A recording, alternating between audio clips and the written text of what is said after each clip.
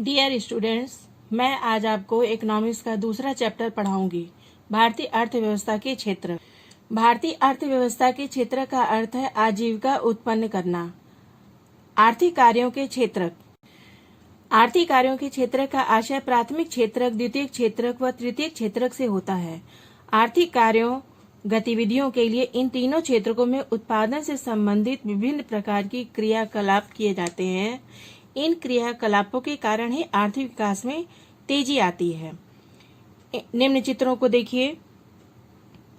आप लोगों को विभिन्न आर्थिक गतियों से कार्यरत पाएंगे। इनमें से कुछ गतिविधियां वस्तुओं का उत्पादन करती हैं, कुछ अन्य सेवाओं का सृजन करती हैं। ये गतिविधियां हमारे चारों ओर हर समय संपादित होती हैं। कुछ महत्वपूर्ण मानदंडों के आधार पर इन्हें विभिन्न समूहों में वर्गीकृत कर दिया जाए। इन समूहों को क्षेत्रक कहते हैं। उद्देश्य और किसी महत्वपूर्ण मानदंड के आधार पर इन्हें अनेक तरीकों से वर्गीकृत किया जाता है। प्राकृतिक संसाधनों के प्रत्येक उपयोग पर आधारित अनेक गतिविधियां हैं। प्राथमिक क्षेत्र की गतिविधि कहलाती है। जब हम प्राकृतिक कारकों को उपयोग करके किसी वस्तु का उत्पादन करते हैं तो इसे प्राथमिक क्षेत्र की गतिविधि कहा जाता है। इस क्षेत्र के अंतर्गत कृषि, डेयरी, खनन, मत्स्य पालन और वनारोपण इत्यादि क्रियाएं सम्मिलित होती हैं। जब हम प्राकृतिक संसाधनों का उपयोग करके या किसी वस्तु का उत्पादन करते हैं तो इसे प्राथमिक क्षेत्र की गतिविधियों में लाया जाता है। प्राथमिक क्यों? क्योंकि यह इन सभी उत्पादकों का आधार है जिन्हें हम क्रमशः निर्मित करते हैं। चूंकि हम अधिकांशतः प्राकृतिक उत्पाद कृषि, डेयरी, मत्स्य, जिनके बारे में भी बात की आपने, इसलिए इन्हें वनों से प्राप्त करते हैं या मत्स्य से प्राप्त करते हैं, इसलिए इस क्षेत्र को कृषि या सहायक क्षेत्र भी कहा जाता है।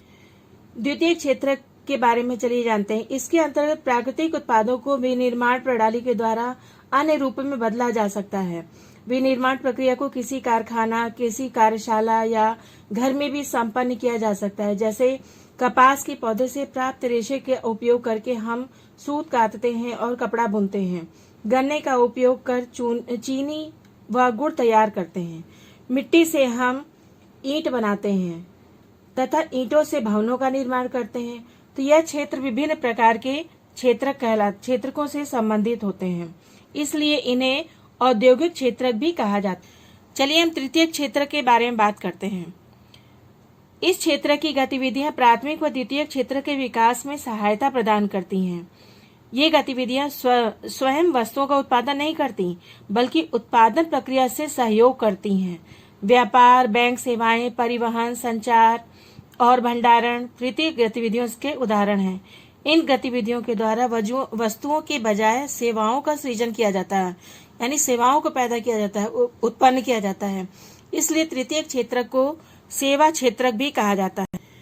यह भी समझना आवश्यक है कि सेवा क्षेत्र में ऐसी जरूरी सेवाएं भी सम्मिलित हैं जो प्रत्यक्षतः वस्तुओं के उत्पादन में सहायता ही नहीं करती हैं,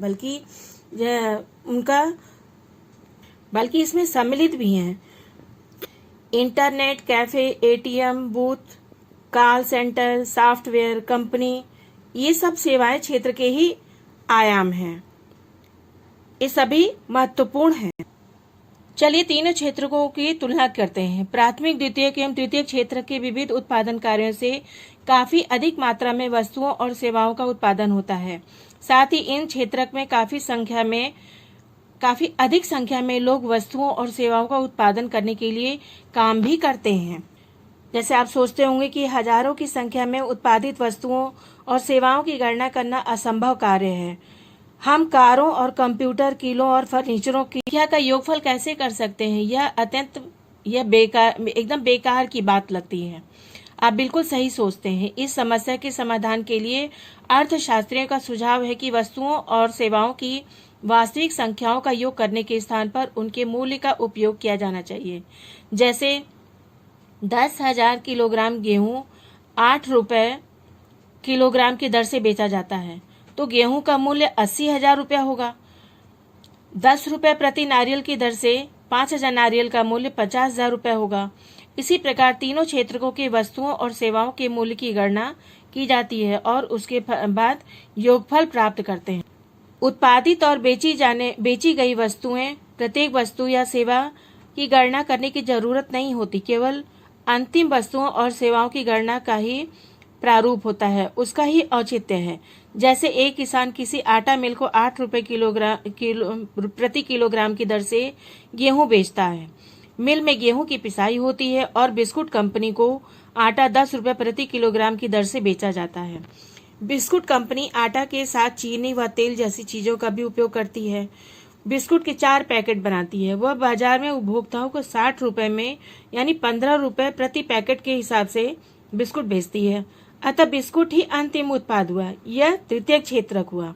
अर्थात वह वस्तु जो उपभोक्ताओं तक पहुंचती है, केवल वही अंतिम वस्तुओं और सेवाओं को ही गणना क्यों की जाती है।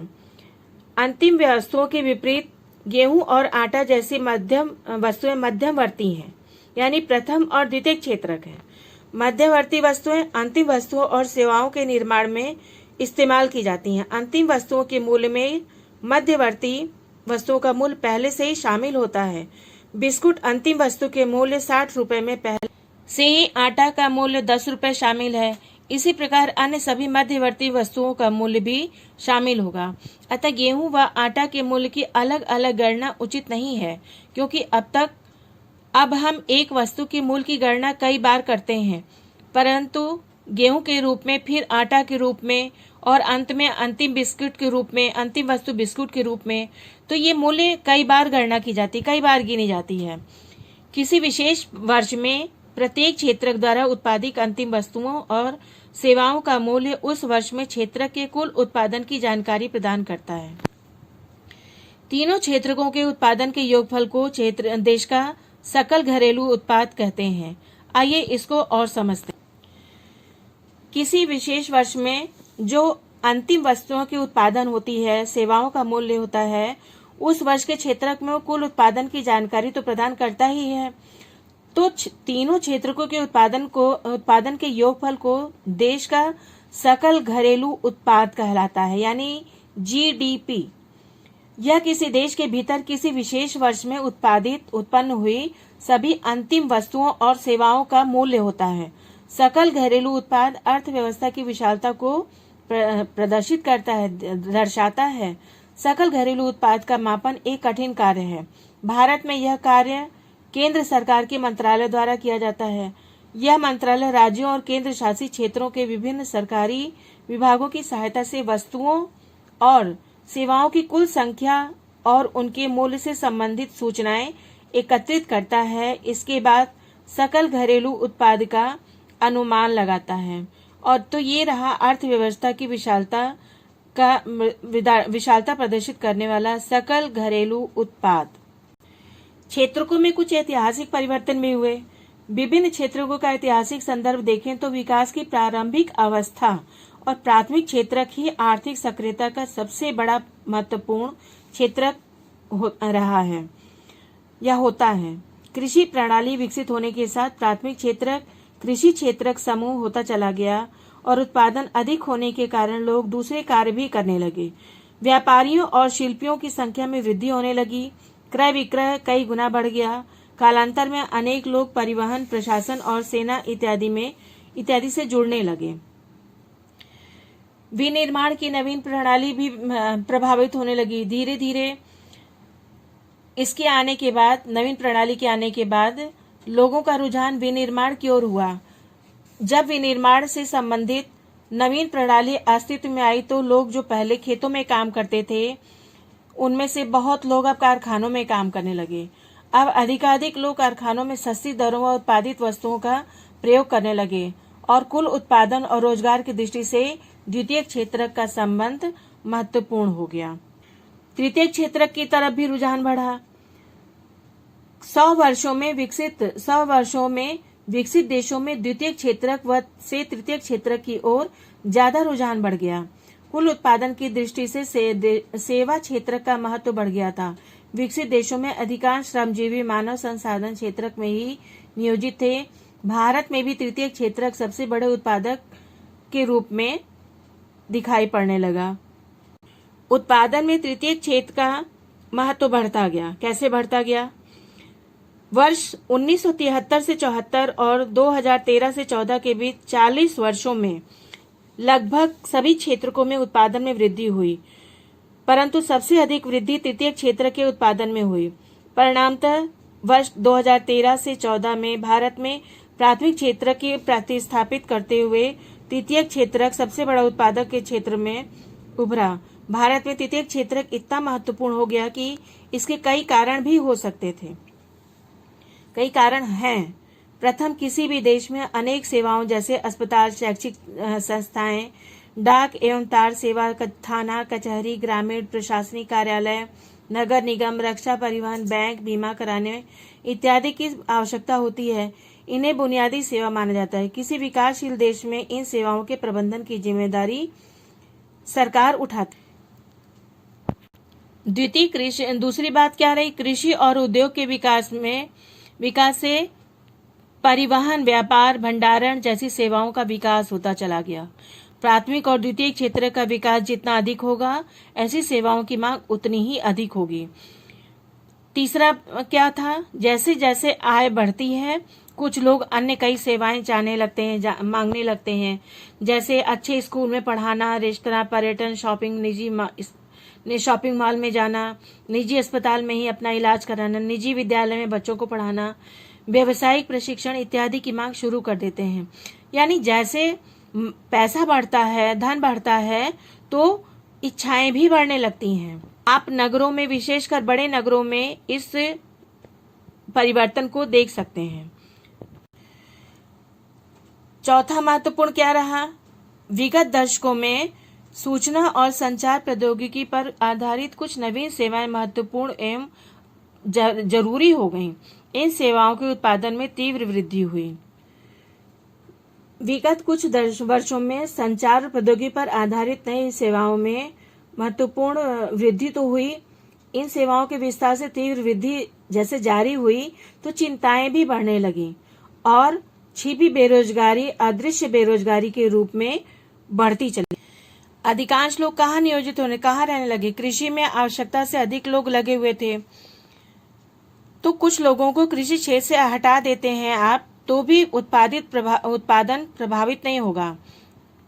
एक छोटा किसान लक्ष्मी का उदाहरण लेते हैं, जिसके पास 2 हेक्टेयर असिंचित भूमि है, जो सिंचाई के लिए केवल वर्षा पर निर्भर है, और उसके खेत में ज्वार और अरहर जैसी फसलें उपजती हैं। उसके परिवार के सभी 5 सदस्य हैं जो भूमि पर वर्ष भर काम करते हैं। आप देखेंगे कि प्रत्येक व्यक्ति कमा रहा है, काम कर रहा है, कोई बेकार नहीं है, परंतु वास्तव में उनका श्रम प्रयास विभाजित है। प्रत्येक व्यक्ति कुछ काम कर रहा है, परंतु किसी को भी पूर्ण रोजगार प्राप्त नहीं है। यह अल्प बेरोजगारी की स्थिति है, जहां लोग प्रत्यक्ष रूप से काम कर रहे हैं, लेकिन सभी अपनी क्षमता से काम करते हैं। इस प्रकार की अल्प बेरोजगारी को छिपी हुई बेरोजगारी कहते हैं, क्योंकि यह उन लोगों की बेरोजगारी है जिनके पास कोई रोजगार नहीं है और बेकार बैठे हुए हैं। ये अलग है, पर इसे खुली बेरोजगारी कहते हैं, यानी इसे प्रच्छन्न बेरोजगारी भी कहा जा सकता है। इसी प्रकार से एक भूस्वामी सुखराम आता है और अपनी जमीन पर काम करने के लिए लक्ष्मी के परिवार के 1-2 सदस्यों को भाड़े पर ले जाता है। अब लक्ष्मी के परिवार को मजदूरी के द्वारा कुछ अतिरिक्त आय होती है। चूंकि आपको छोटे से भूखंड पर काम करने के लिए 5 लोगों की जरूरत नहीं है, लेकिन फिर भी काम नहीं है तो वो काम कर रहे हैं। अतः 2 लोगों के चले जाने से कृषि उत्पादन प्रभावित नहीं होता है। फिर भी वो 2 सदस्य किसी कारखाना में भी काम करने के लिए जा सकते हैं। तो एक बार फिर परिवार की कमाई में वृद्धि होगी और वे लोग अपनी भूमि से पहले जैसा ही उत्पादन करते रहेंगे। उस उत्पादन में कोई कमी नहीं। भारत में लक्ष्मी की तरह लाखों किसान हैं। हम कुछ लोगों को कृषि क्षेत्र से हटाकर उन्हें कहीं और समुचित रोजगार उपलब्ध करा दें, तो भी कृषि उत्पादन का बुरा प्रभाव नहीं पड़ेगा। कोई अन्य रोजगार अन्य लोगों की आय से परिवार की कुल आय में वृद्धि ही होगी।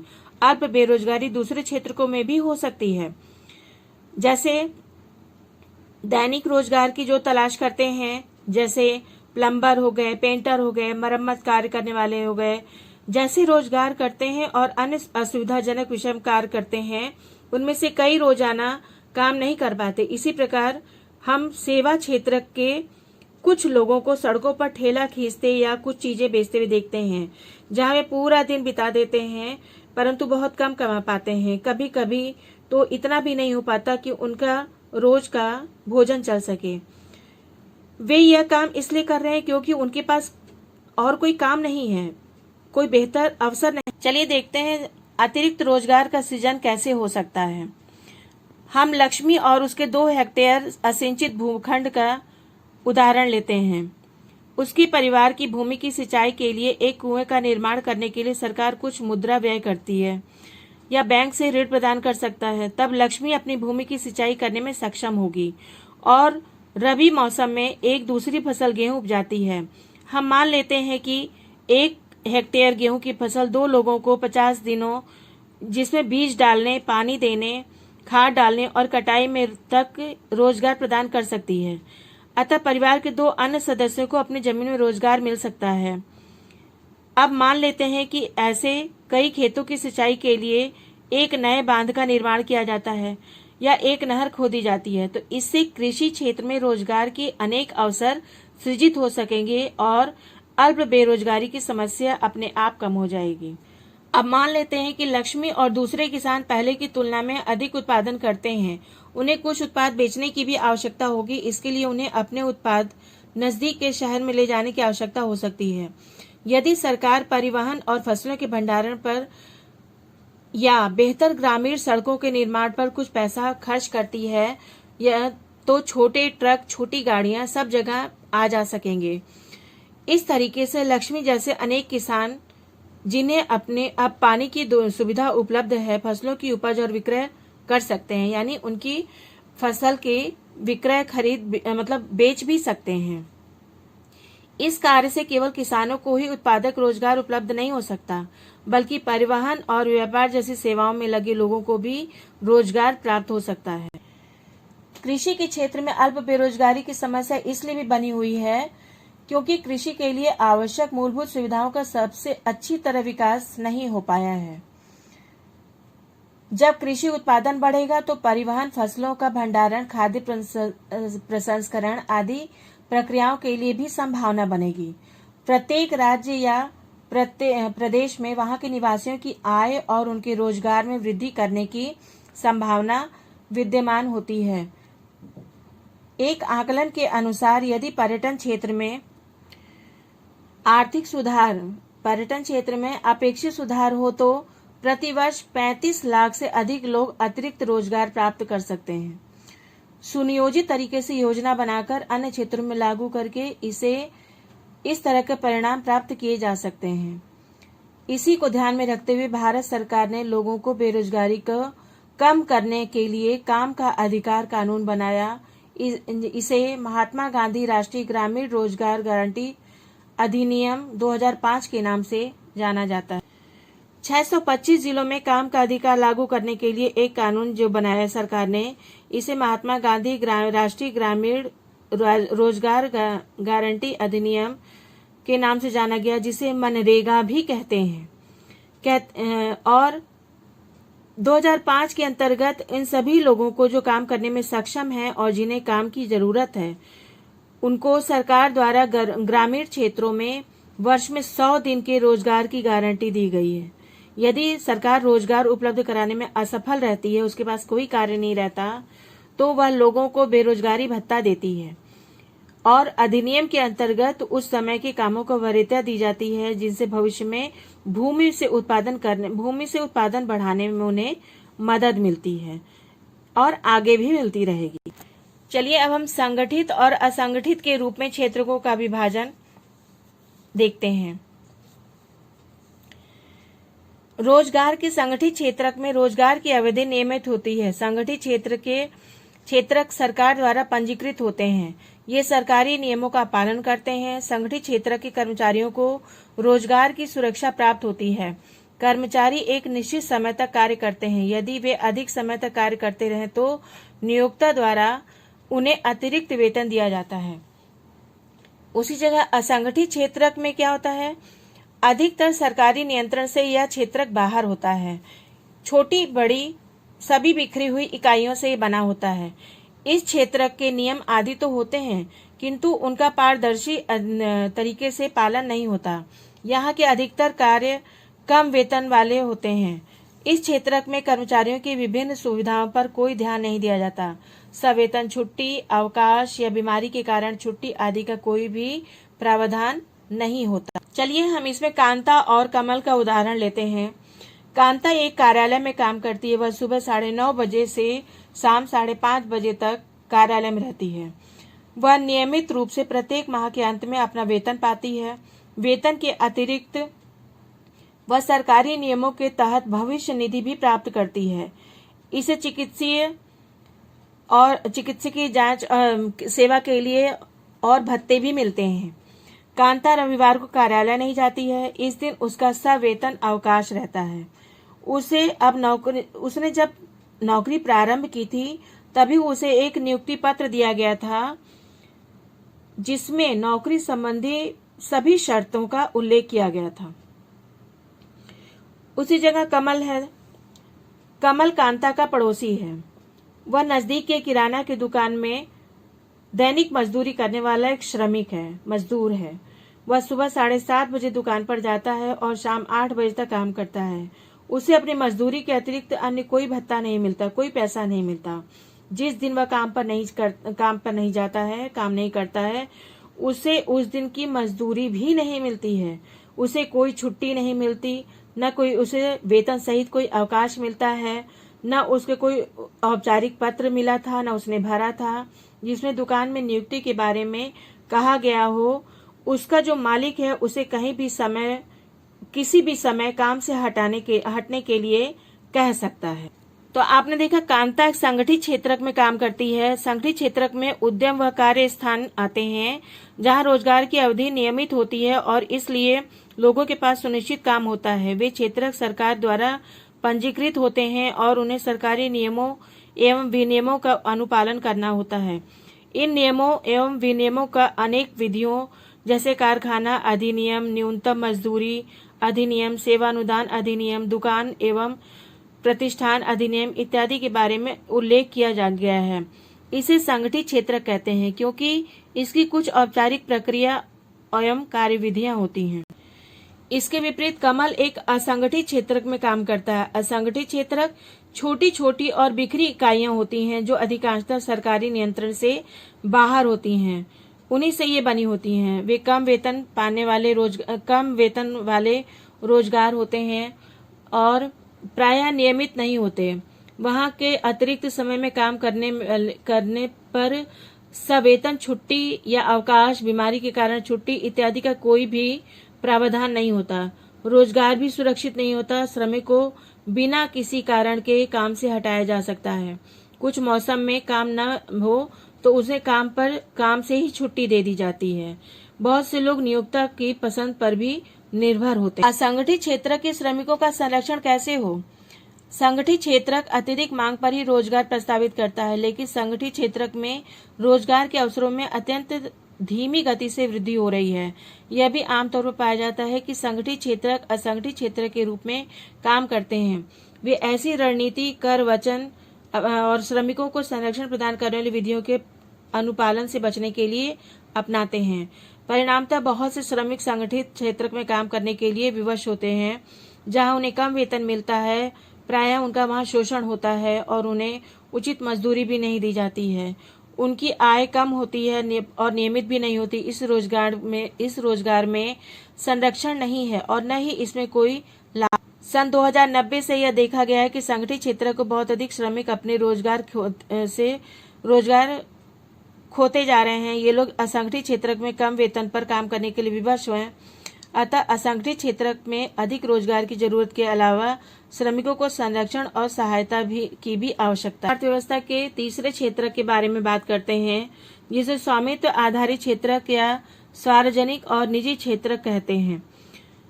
आर्थिक गतिविधियों के क्षेत्रों में वर्गीकृत करने का एक अन्य तरीका हो सकता है परिसंपत्तियों का स्वामी और सेवाओं की उपलब्धता के लिए जिम्मेदार कौन है। सार्वजनिक क्षेत्र में अधिकांश परिसंपत्तियों पर सरकार का स्वामित्व होता है और सरकार ही सभी सेवाएं उपलब्ध कराती है। निजी क्षेत्र में परिसंपत्तियों पर स्वामित्व और सेवाओं के वितरण की जिम्मेदारी एकल व्यक्ति या कंपनी के हाथों में होता है। रेलवे या डाकघर सार्वजनिक क्षेत्र के उदाहरण हैं, जबकि Tata iron and steel company limited, TISCO या रिलायंस इंडस्ट्रीज लिमिटेड जैसी कंपनियां निजी स्वामित्व में हैं। कई ऐसी चीजें हैं जिनकी आवश्यकता समाज के सभी सदस्यों को होती है, परंतु जिन्हें निजी क्षेत्रक उचित कीमत पर उपलब्ध नहीं कराते हैं, क्योंकि इनमें से कुछ चीजों पर बहुत अधिक पैसे खर्च करने पड़ते हैं जो निजी क्षेत्रकों की क्षमता से बाहर होते हैं, जिन्हें सरकारी समर्थन की जरूरत पड़ती है। निजी क्षेत्रक उन उत्पादनों और व्यवसायों को तब तक जारी नहीं रख सकते जब तक सरकार उन्हें प्रोत्साहित नहीं करती।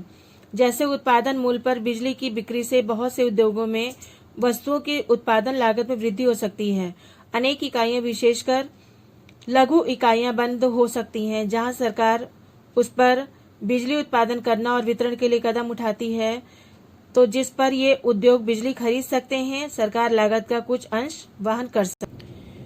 इसी प्रकार हम जानते हैं कि भारत के लगभग आधे बच्चे कुपोषण के शिकार हैं और उनमें से 1/4 गंभीर रूप से बीमार हैं। हमने शिशु मृत्यु दर के बारे में पढ़ा। ओडिशा की 44 या मध्य प्रदेश की 47 शिशु मृत्यु दर पर विश्व के कुछ निर्धनतम भागों से अधिक है। सरकार को भी मानव विकास के पक्षों जैसे आज सुरक्षित पेयजल की उपलब्धता, निर्धनों के लिए आवासीय सुविधाएं एवं भोजन और पोषण पर ध्यान देने की जरूरत है। सरकार का यह भी कर्तव्य है कि वह बजट बढ़ाकर अत्यंत निर्धनों की और देश की पूर्णतः उपेक्षित भागों की देखभाल करे। सार्वजनिक क्षेत्र का दायरा या सीमा जनहित के मुद्दों को ध्यान में रखते हुए बहुत व्यापक है। सरकार को मूलभूत सुविधाएं उपलब्ध कराना उसकी जिम्मेदारी है और कर्तव्य भी है। बुनियादी सेवाएं भी जैसे अस्पताल, पोस्ट, रक्षा बैंक, बीमा कंपनी इत्यादि, ये सब सेवाएं, पुलिस स्टेशन, अदालत, बुनियादी सेवाओं पर भी सरकार को ध्यान देना चाहिए। इस प्रकार हमने देखा कि सार्वजनिक और निजी क्षेत्रकों के गतिविधियों के बीच अंतर का अध्ययन किया और देखा कि सार्वजनिक गतिविधियों और कुछ निश्चित क्षेत्रों पर केंद्रित रहना अनिवार्य क्यों है। यह आपका भारतीय अर्थव्यवस्था का क्षेत्रक आपने पढ़ा। यह चैप्टर अब पूरा हो गया और यदि आपको पसंद आया हो तो इसे लाइक करना, शेयर करना और सब्सक्राइब करना न भूलें।